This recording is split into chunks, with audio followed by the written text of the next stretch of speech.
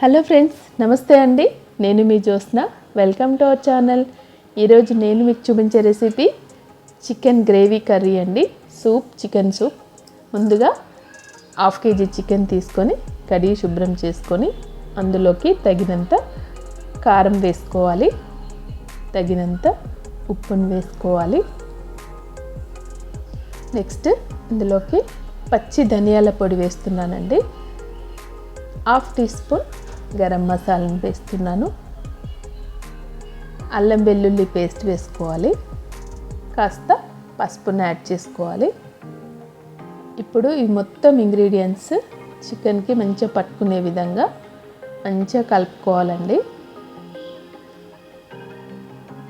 మొత్తం కలుపుకున్నాక ఇప్పుడు నెక్స్ట్ ఏం చేద్దామంటే దీన్ని పక్కన పెట్టుకొని స్టవ్ ఆన్ చేసుకొని ప్యాన్ పెట్టుకొని ఆయిల్ వేసుకోవాలి.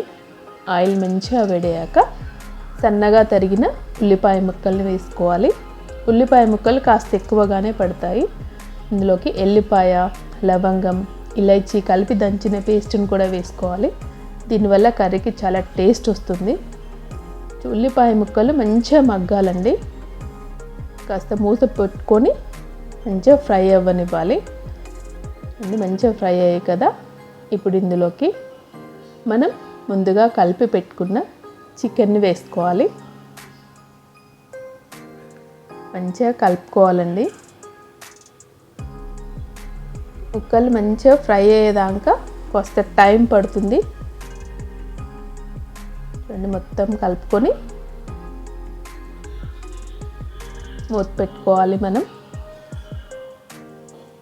స్టవ్ మాత్రం మీడియం ఫ్లేమ్లో పెట్టుకోవాలండి. మీడియం ఫ్లేమ్లో పెట్టుకుంటూ మళ్ళీ ఒకసారి తీసుకొని మళ్ళీ కలుపుకుంటూ ఫ్రై చేసుకోవాలి. లేకపోతే కింద మాడకుండా చూసుకోవాలండి. మళ్ళీ ఒక్కసారి మూత పెట్టుకుందాం. కలుపుకుంటూ ఇలా కొంచెం దగ్గరికి వచ్చి చిక్కబడేంత వరకు మనం మధ్య మధ్యలో తీసుకుంటూ కలుపుకుంటూ ఉండాలండి. ఒక 15 minutes వరకు. దగ్గరకు వచ్చేసి కొంచెం చిక్క అయి వచ్చిందనుక ఇందులోకి మనం వాటర్ యాడ్ చేసుకోవాలండి తగినంత. ఇప్పుడు ఇందులోకి పుదీనా ఆకులు, కొత్తిమీర వేసుకొని కలిపి మూత పెట్టుకొని మంచిగా ఉడికించాలండి కర్రీని. చూడండి, మంచిగా ఉడుకుతుంది కర్రీ. దగ్గరికి వచ్చే వరకు ఉడికించుకోవాలండి. నేను రెగ్యులర్గా కర్రీ ఇదే చేస్తాను. టేస్ట్ మాత్రం చాలా బాగుంటుంది. చూడండి, దగ్గరికి వస్తుంది కదా. కర్రీ ఆల్మోస్ట్ రెడీ అయిపోయిందండి. ఇప్పుడు మనం దించి సర్వ్ చేసుకుందాం. మీకు కనుక ఈ రెసిపీ నచ్చినట్లయితే లైక్ చేయండి, షేర్ చేయండి. నా ఛానల్ని ప్లీజ్ సబ్స్క్రైబ్ చేసుకోండి. Thank you for watching.